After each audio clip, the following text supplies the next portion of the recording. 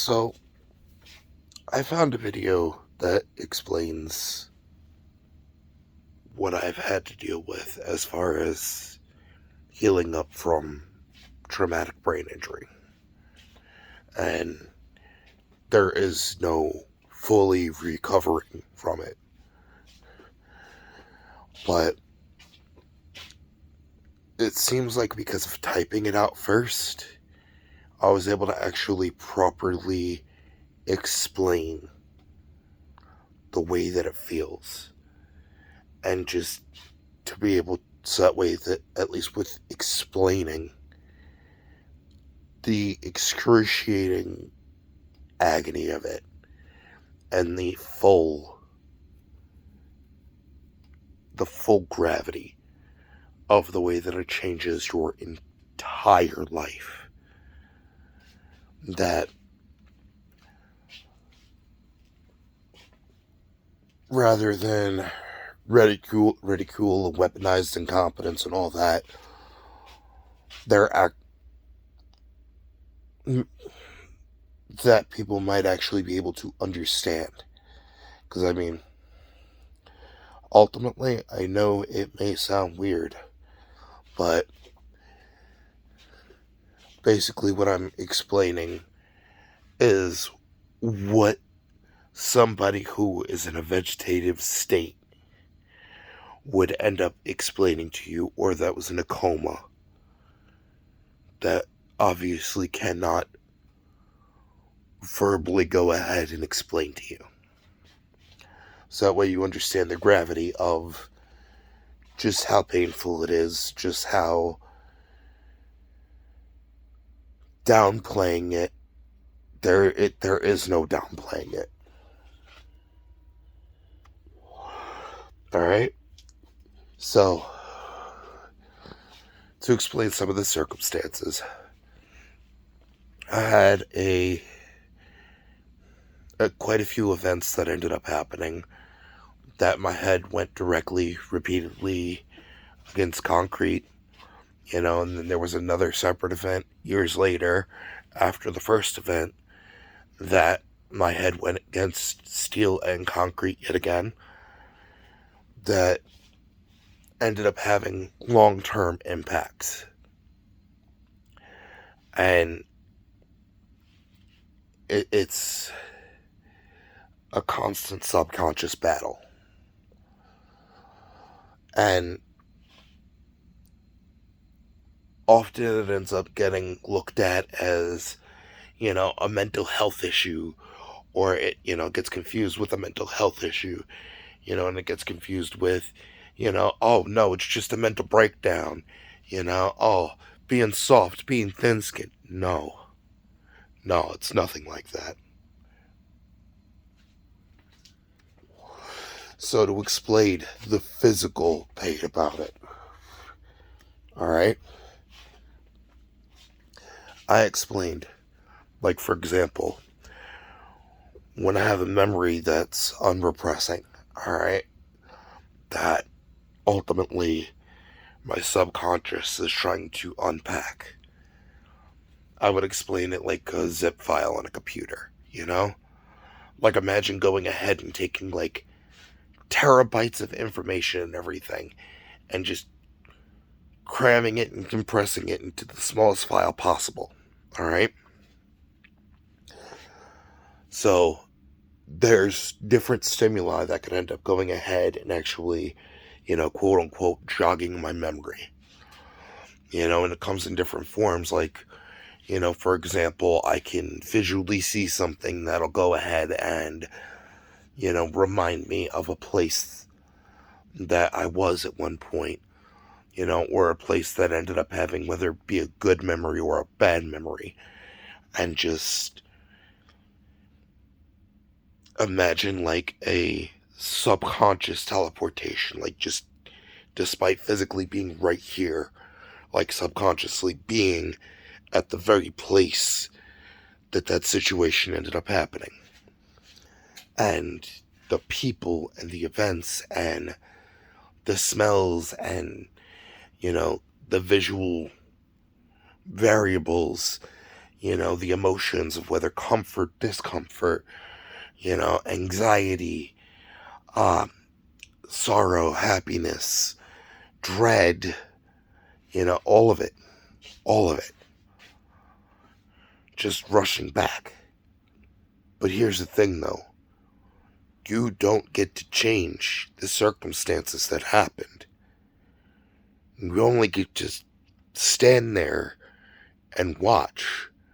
But the thing is, when you stand there and watch, you have to absorb it all in. It's like you're cramming for a final exam. You're reaching, trying to take in and retain as much of the information as possible. Because if you don't take the opportunity to retain that information, it could end up going ahead and causing a block that'll keep more memories from unrepressing, which actually delays the healing process. But you're standing by and you're watching it and you're feeling everything about the scenario, and there are even certain examples, like, for example, like shame, humiliation, fear, all those factors, they're all included.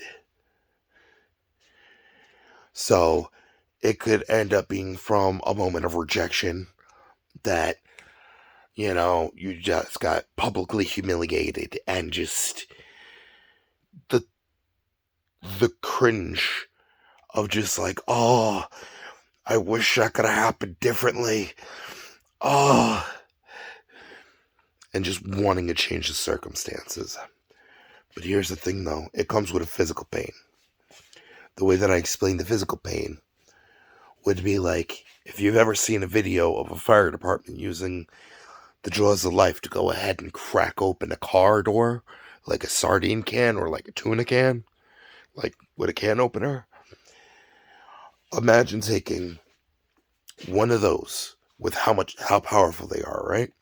And you just take like a wallet or a change person or something with a small fold, with a, with a Hamming that doesn't take too much pressure, all right? And you place the ends of that wallet and everything on the ends of that jaws of life. And knowing how delicate that is, despite the factor that, it's rawhide, you go ahead and you take that jaws of life and you put it on full power. And you literally watch that industrial machine just shred it wide open. And your brain's ability to be able to retain that memory and actually absorb it and actually like try to heal, it's that wallet trying to go ahead and stay together, while at the same time, on a subconscious level, it's like your head's getting just split in half, just shred. And what's going on in the physical outside while it's going on, it's like your head's underwater and you can't hear anything. It's just volume-wise, it sounds like this, and everybody that's talking to you, they're whispering at a level like this, and you're trying to maintain any bit of what they're possibly be saying. But what they're saying is so important that ultimately you're wanting to hang on to their every word, like your very existence ends up hanging in the balance. But it's like your head's underwater, and that's the volume that end up hearing everything. And consistently, there is a ringing in my head like a fight bell, like in a boxing match. Just bing, bing, bing, bing. And it's been ever since my head went against that steel stool and that concrete. It affects volume control. It affects ability to be able to even retain what gets said, because of the factor that ultimately the brain ended up losing its ability to be able to hold as much information. So you do memory exercises, you try to go ahead and just grasp onto whatever the next direction, whatever the next directive of what's next on your list. And it doesn't matter how minuscule even the task is. I mean, we're talking even as simple as something as being able to remember how to go ahead and pronunciate something. Well, because of the brain misfires, your tongue doesn't want to work in the same motion again. That muscle memory that you had to be able to do even, the quintessential basics like talking, knowing that you had learned how to speak from a very young age, but you had to learn it all over again. Even as simple as something as how to use the bathroom. You remember the factor that you learned how to use the bathroom. You remember that using the bathroom, you've been through this before.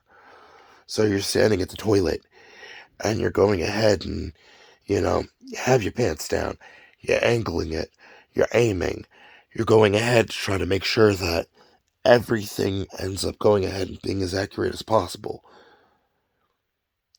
And you try, but it's not happening. So your brain actually has to go ahead and break down to the factor that there's actual muscles that end up going ahead and, control the stream of the urine. So you have to go ahead and try to relax while at the same time having to try to focus and regulate your breathing while at the same time trying to go ahead and get it lined up just so right that more than just trickles of little drops come out. Then once those little trickles of drops come out, then just a little bit more of a stream, just a little bit more. And then once that ends up happening to a certain point, when the muscles end up going ahead and reaching to a certain point of muscle memory, then that muscle memory actually kicks in, and then the full stream of urine ends up going ahead and coming. It's like perpetually being, with a shy bladder, even with nobody else there. And as you're doing that, you're feeling this sense of relief, but at the same time, you have this level of strain, just feeling the muscles trying to work, because what used to be a natural reflex is now a response that you have to exert mental effort towards. And we're talking it's on every basis. Like, there are literally times still, as much as I try to hide it, that I'll be eating and I'll completely miss my mouth. Like, I'll literally be eating with a utensil and right into my cheek. And then there's the actual head pressure. With the head pressure because of the nose, because if you couldn't tell, my nose is completely this way. Like, it angles that way. It goes to one side. Because of the factor of the way that my nose ended up getting kicked in, I don't know if you notice. Right here, dip. Right here, no dip. That's because my head got used like a football and just field goal right to the side. So now I have this nostril right here that no air wants to come through whatsoever. It's blocked off. So there's constant pressure. So mucus tries to form. And it tries to release because of the way that the ears, nose, and the throat are connected, and act like a faucet and just